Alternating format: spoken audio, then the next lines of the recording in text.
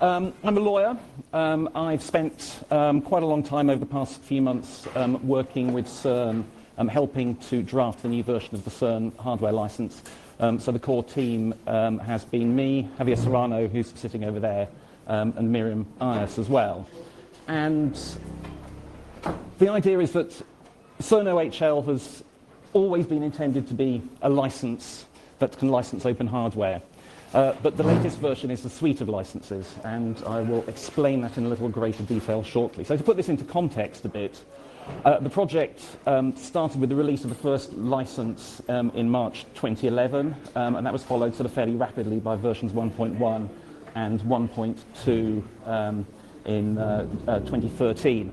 And then there was a bit of a hiatus because we realized that the license really wasn't working particularly well for some use cases. And in particular, those use cases were silicon, things like FPGAs and ASICs. So we put quite a lot of effort into writing some additional portions of the license, which were mainly in the form of exceptions, to deal with those. And they worked pretty well. But what we ended up with, it really wasn't very elegant. It was very crufty. It wasn't very easy to read. And so that was the beta 1 that was released in 2017. More recently, we decided we'd just rip the whole thing up and start all over again.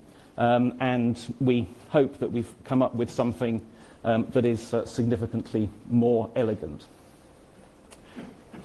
So the major purpose behind the license is to create copyleft for hardware. And I use the word copyleft in a relatively loose sense. Some people prefer the term reciprocal. Copyleft implies that it's purely copyright-based. The license obviously does impinge on copyright, but impinges on other intellectual property rights as well, such as patent, trademark, and various design rights and so on. So when I use the word copyleft, I'm using it fairly loosely, but it's the reciprocal nature of the license that's the important thing. It's also designed to cover a very broad range of hardware designs.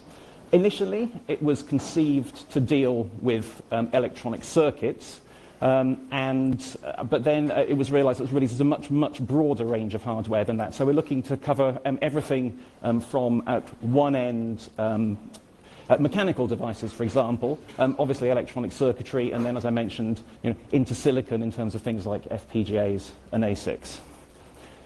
The idea is to create a hardware commons, a commons of hardware designs that are easily interoperable and interconnectable to each other. And we want to try to make it easy to understand. That's a fairly difficult set of criteria to fulfill.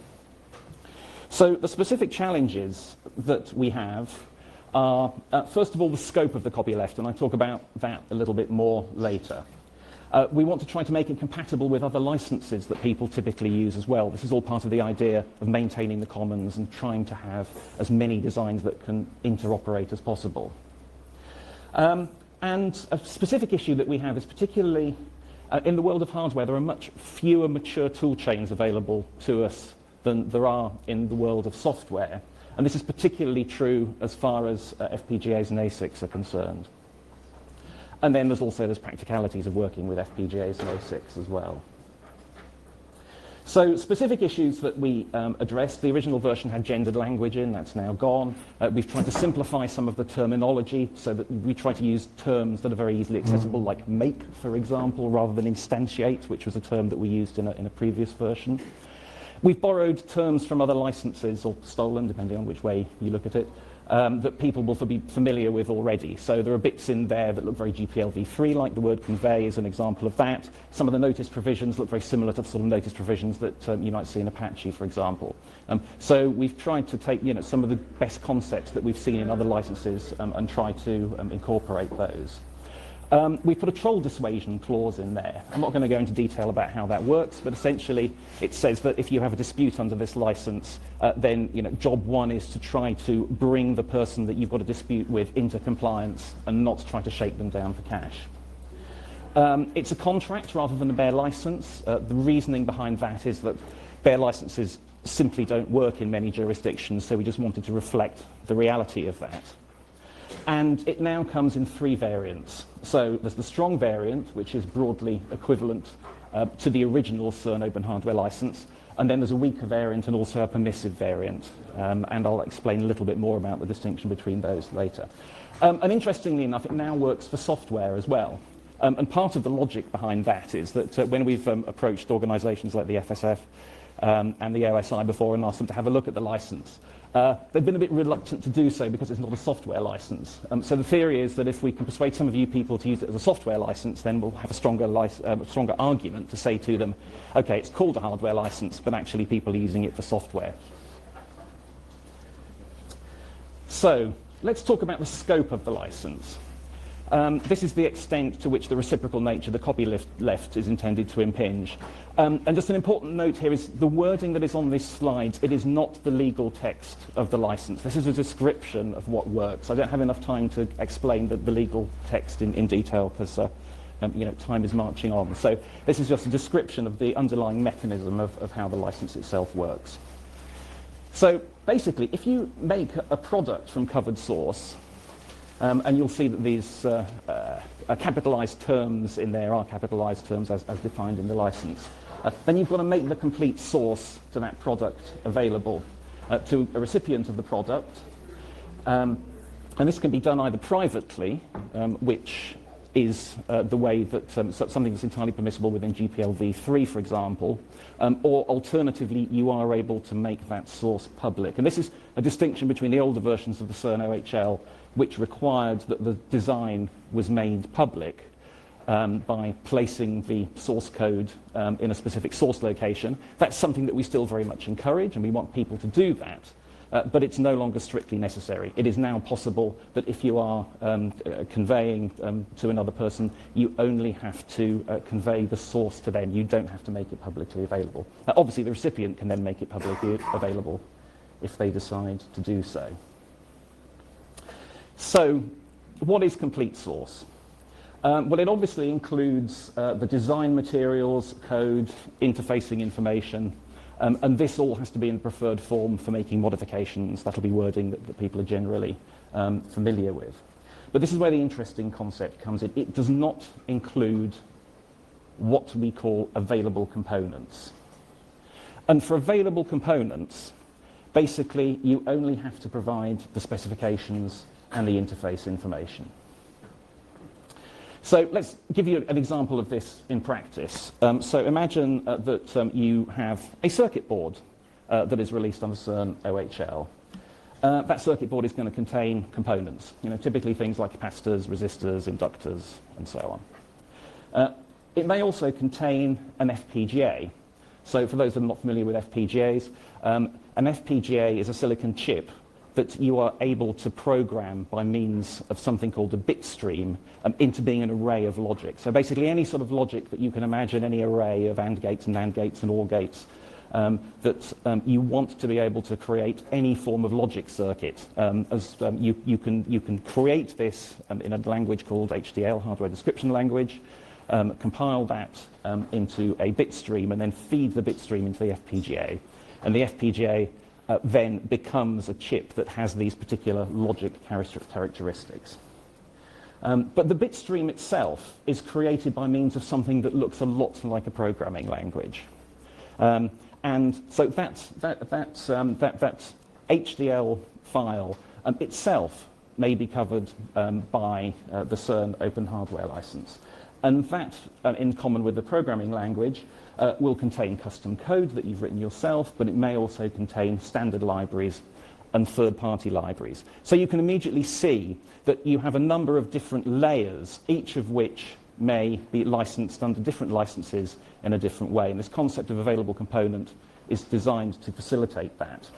And then, so that's looking at the circuit board level and going down. You can also go up as well. So the circuit board will sit in an enclosure which may have a power supply unit in it. Those may also be covered by a license for CERN OHL. Then that enclosure may sit in a rack, and the rack itself may sit in a data center. So we've looked very carefully at the way that you can have designs that are licensed at individual levels.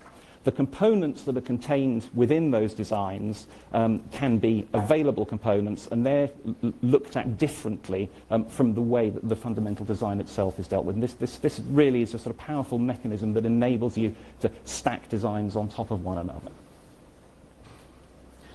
So For a component to be described as an available component, so in other words, a component for which you do not have to provide the complete source, well, obviously, if it's a self-available under the CERN OHL or a compatible license, that means that you will have access to that source anyway. So that's fine. You don't.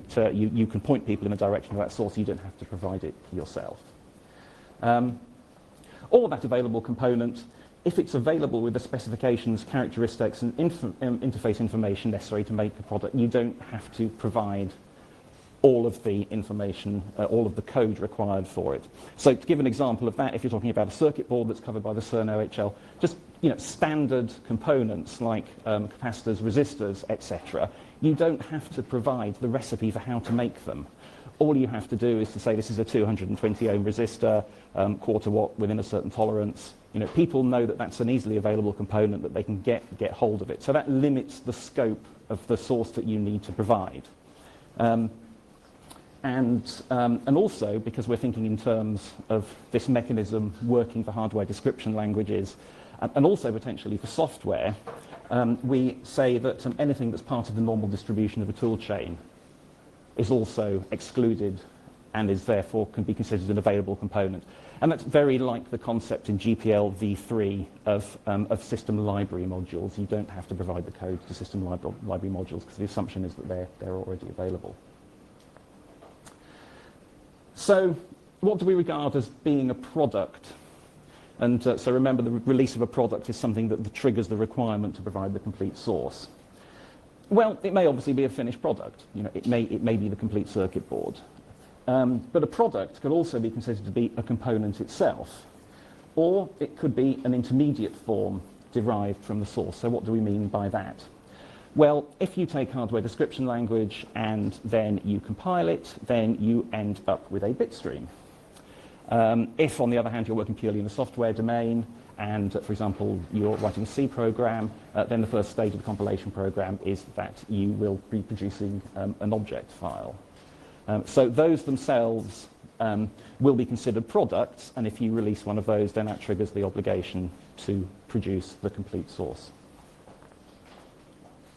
So the idea is that we're constraining the scope of the copyleft so that upwards it's constrained by the concept of the product, and downwards it's constrained by the concept of an available component. And in previous versions of the OHL, we had this concept of the source having to be made available at a similar level of abstraction if you were to make any modifications to it. That was really difficult to implement, and had the wider problem that it would be possible to just have some source that was at a fairly high level for most of it. So it could be, for example, be a circuit board, and then suddenly you go into extreme detail about the content that's in the FPGA, for example. What is the level of abstraction in that case? So this is a much neater way of being able to distinguish between those parts that you need to release the code for and those parts that you do not need to release the code for. So the difference between the strong and the weak versions is that in the weak version, you can release the product without having to release the code for all its components if you have all of the interfacing information for those components. So that's basically like LGPL. So if you're looking at it from the circuit board example, then you don't have to release all of the code to enable you to make the capacitors, the resistors, etc. You just have to provide the specifications of them so that people can go out and source them. And if you're looking at it from an HDL or a software concept, you don't have to provide all of the code of all of the libraries that you're incorporating, as long as the library is available for somebody to use and you're providing people with all of the interface information. So it's a bit like LGPL, but it sort of works backwards. The strong is exactly the same, apart from the fact that the exception above only applies as far as physical components are concerned. So this basically means that if you're looking at a piece of hardware like a circuit board, what I've said continues to apply. You don't have to provide all of the design information for the capacitors, the resistors, etc., etc. But if you're looking at something that is in a digital domain, so if you're looking at something like hardware description language or like software, then you will have to provide the code for all of that software, including the libraries and including any modules that plug in. So why is this exception only work as far as physical is concerned? Well, we do note that there is a difference between the physical and the virtual worlds. If you've got a physical item, then the reality is that there is something that will need to be purchased. In the virtual world, in the digital world, it's possible that it's reasonable to imagine a situation where you force somebody to produce all of the code for that because there's zero cost in reproducing digital artifacts. There's obviously a cost involved in reproducing physical artifacts. So there is a difference between the two. The permissive version, well, that is significantly simpler than the reciprocal versions, as you would imagine. It's not super stripped down like an MIT or BSD license. It's probably more like an Apache license. So from that perspective, it retains things like it retains the patent wording. It retains most of the notice provisions. The notice provisions that are in the license are very similar to the provisions that you would have in the Apache license in any event. So the question is, where are we intending on going to next? So all of the licenses themselves and the FAQ and the commentary are now all available online from the CERN OHL website. Details are on there, so please, it would be very helpful if people could take a look at the text. We've also been consulting with a number of people in terms of what we think is actually going to work here. So those organisations include the FOSSI Foundation and also SPDX and various other people. So this is the point at which we really want to throw that consultation out a little bit more widely so that we can get a bit more feedback in terms of whether we think that this license operates or how you think this license operates. If you do have any comments on it, probably the best bet is to ping them over to me in the first instance, and then we can discuss them with the internal drafting team as well. Now, I've sort of gone through very, very quickly some of the top-level features of the license. It would be very good to get some feedback from in the room if anyone has any particular comments on those. So if I can invite questions from the floor at the moment, that would be extremely helpful and welcome. Well, thank you very much indeed. Well, fabulous.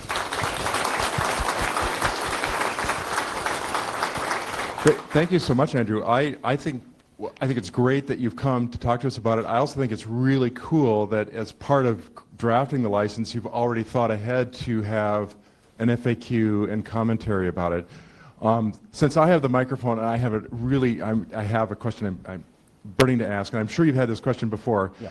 Before I turn it over to the audience, why OHL, CERN OHL versus the other pre-existing hardware licenses? What's the rationale for this license?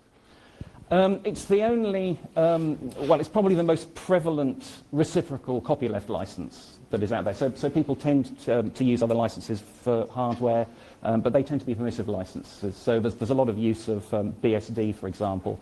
Some people are using Apache, some people are using the SolderPad license.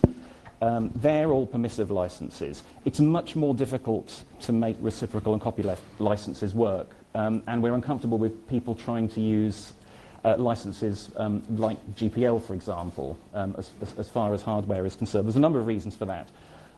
First of all, our license has some benefits over GPL as far as its use for hardware is concerned.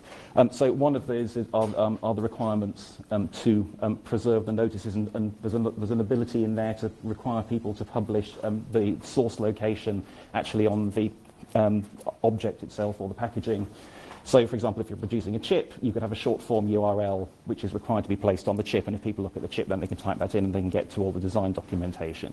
So it's things like that that aren't available as far as GPL is concerned. Fabulous, thank you. Next question? Okay.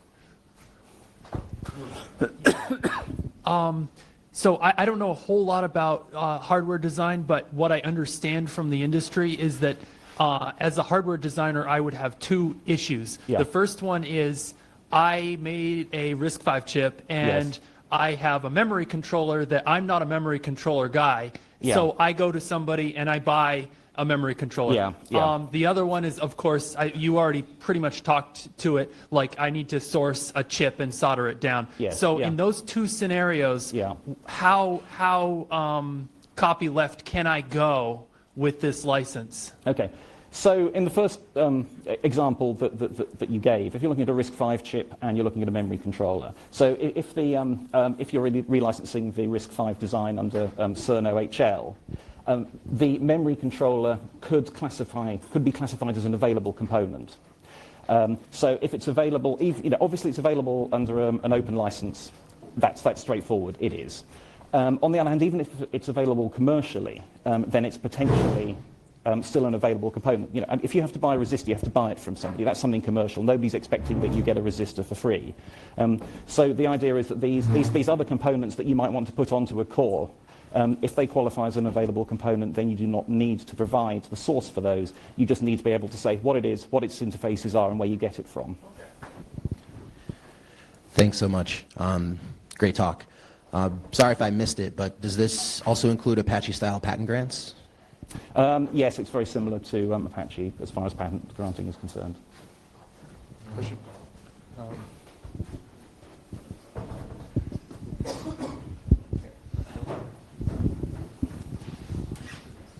You didn't mention anything, I think, about toolchain, about toolchains. Hardware. Could you say a couple words about requirements on how the source is formatted, the source for the bitstream, the source for the hardware, on the requirements for that in the license? Yeah. So there is an obligation in the license that says that even if you're using a proprietary toolchain, if it's capable of producing the source in a way that is capable of being read by an open source tool, then that's what you're supposed to do. So I think this is one of those areas where we sort of have to look at the practicalities of this and realise that, particularly in terms of ASICs, there really are only the mature proprietary tool chains available. So at the very least, if there's a way in which it's possible using that tool to bring the source out of a proprietary format and make it available to be read in a non-proprietary format, then that's what you've got to do.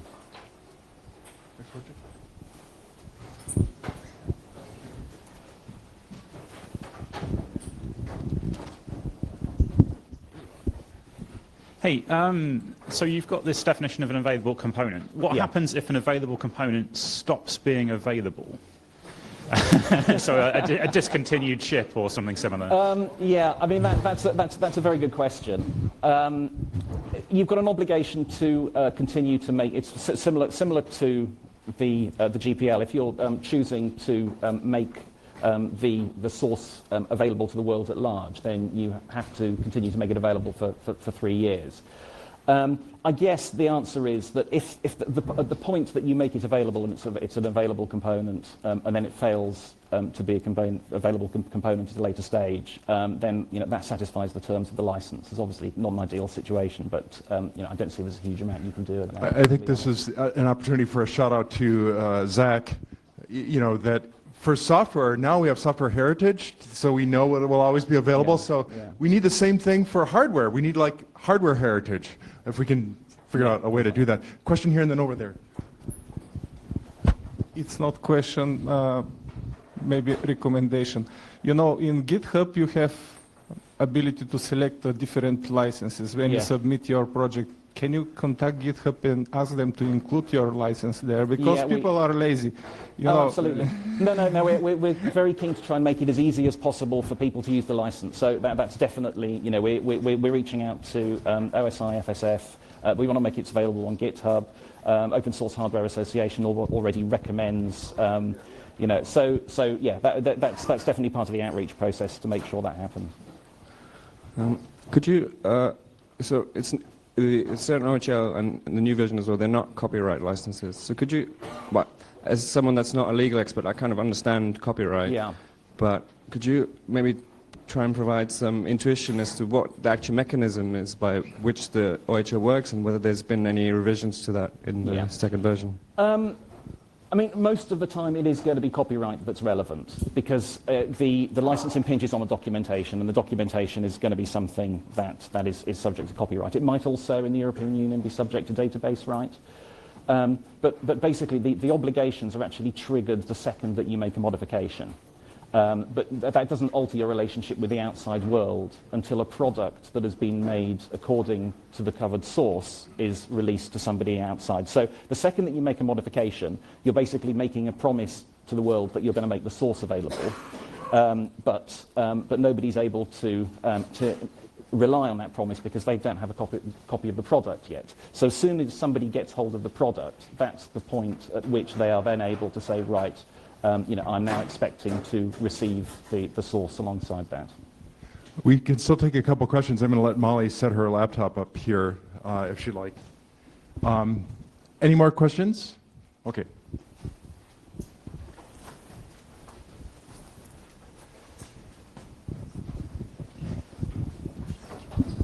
Thank you for the talk. You mentioned that you were allowed to share the your product privately with the original builder, or openly. Can you explain why this privacy shared clause is in there? Yes, I mean there are some sort of debates as to whether prohibiting private distribution is something that would cause something to stop being OSI approved. And given that it's something that sort of commonly exists as far as, for example, GPL3 allows it, it seemed strange to diverge from that. I mean, we don't really want people to do it. So we much prefer that people publish it. And if you look at the Open Source Hardware Association definition in one way, that actually requires the design to be made public. So we're not, it's not something that we want people to use very much, but it is there just to basically maintain sort of the parallelism with GPL-v3. I have a question, or suggestion perhaps, is when you have an available component, it might be only available by one supplier, and if this supplier stops, yes, then you're also in a dead end. Would it be an idea to have a clause that it should be available at least two suppliers? Yeah, we have thought about this, and I'm very happy to have a lengthy conversation with you because it's going to take about half an hour to explain the thinking in that. But yes, that is definitely a valid concern and something that we are worried about. I think we have time for just two more questions. We'll take one here and one in the back. So in your example, when you drilled down, you went down, but then you went back up and you said it can be in a data rack and then in a data center. So do you anticipate available components also being compatible with like the open compute model that Facebook has or any of the other folks? Is that like what you're thinking as well, or is that like a higher order, not a lower order? Sorry, I couldn't hear that very well. So the available components is where you limit down, yes, and the product is where you limit up. Yes, but right. Above product, you also had, the data center and the rack. But yes, there are some projects like Open Compute where you're defining the racks and the data centers as open as well. So absolutely, do you consider those like available components? Yeah, data cool. center can be a product. It's yeah, meant to be absolutely, compatible. Absolutely. Okay, cool. That makes sense. Yeah.